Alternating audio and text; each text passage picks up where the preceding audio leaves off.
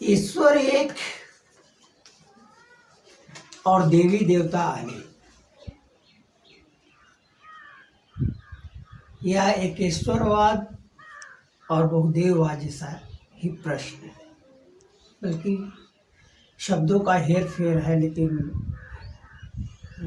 प्रश्न वही है। अखंडता की अनुभूति ईश्वर है, और एक तत्ववेत्ता अखंडता और खंडता दोनों की अनुभूति करता है। दो विषय हो जाते हैं। एक सामान्य व्यक्ति के लिए अखंडता विषय नहीं है, अखंडता उसके अंदर है, लेकिन अनुभूति उस तरह से नहीं है जिस तरह से खंडता की अनुभूति वह करता है। एक साधक, एक तत्ववेत्ता और सामान्य आदमी में यही फर्क है। एक तत्ववेत्ता अखंडता की अनुभूति कर रहा है और देश और काल की भी अनुभूति कर रहा है। अब उस अस्थिर यानी अखंडता की अनुभूति के आलोक में देश और काल की विभिन्न अनुभूतियां कर रहा है, उसे ही देवता कहा जा रहा है, उसे ही देवता कहते हैं। और यह बड़ा रोचक तथ्य है, यह अंतर्विज्ञान की अभिव्यक्ति है। देवताओं का वर्गीकरण प्राचीन सभ्यताओं में मिस्र, मेसोपोटामिया, सिंधु, इस तरह में देश और काल की विविधता और अखंडता की अनुभूति के साथ वर्गीकरण किया गया। बड़ी गहरी विधा, बड़ा गहरा अध्ययन है, जो स्वाभाविक है। भारतीय महाद्वीप के जो देवी देवता है और जो दूसरे अन्य सभ्यताओं के देवी देवता हैं, सब जगह अलग अलग ढंग से अभिव्यक्ति किया गया। भारतीय महाद्वीप में अगर देवताओं के वर्गीकरण की चर्चा अगर हो, तो पहले काल की चर्चा मैं करना चाहूँगा।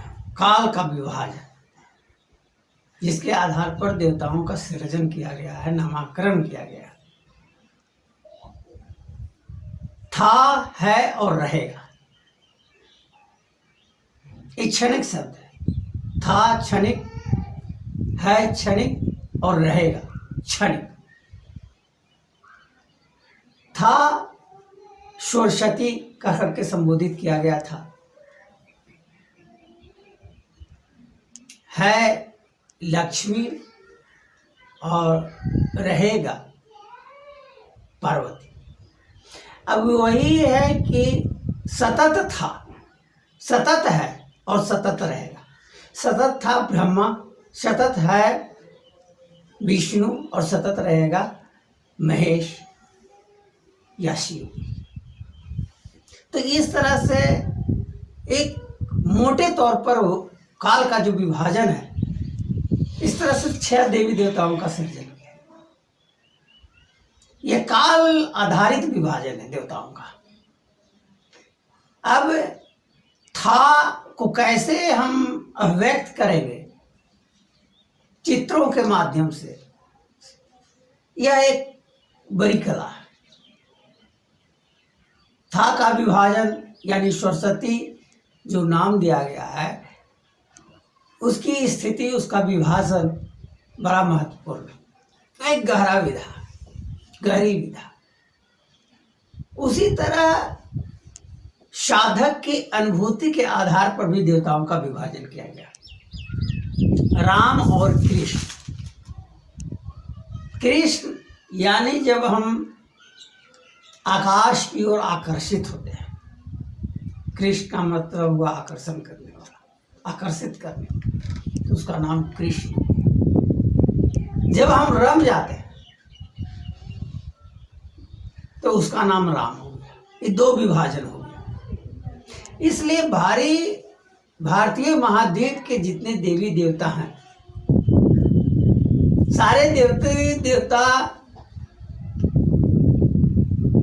को जो दर्शाया गया है वो गोरे रंग में दर्शाया गया, लेकिन सर्वाधिक पूज्य जो देवता है उनको श्यामल वर्ग में दर्शाया गया। जैसे राम और कृष्ण अनुभूति के विभाजन पर आधारित देवता हैं, इसलिए इनको श्याम वर्ण में दर्शाया गया। विष्णु और महेश सर्वाधिक पूज्य देवता है। सबसे महत्वपूर्ण स्थिति काल आधारित वर्तमान और भविष्य, उसे श्यामल रंग से दर्शाया गया। भारतीय महाद्वीप के सारे देवी देवताओं में जिन्हें श्यामल दृष्टिकोण से दिखाया गया है, वो सर्वाधिक महत्वपूर्ण है। इस तरह से ईश्वर एक ही है। देश और काल अनुभूति के विभाजन के आधार पर देवताओं का सृजन किया गया था। यह अंतः विज्ञान की उच्चतम स्थिति को दर्शा रहा है, अभिव्यक्ति की उच्चतम स्थिति को दर्शा रहा है। यह बात अच्छी तरह समझ लेने की जरूरत है।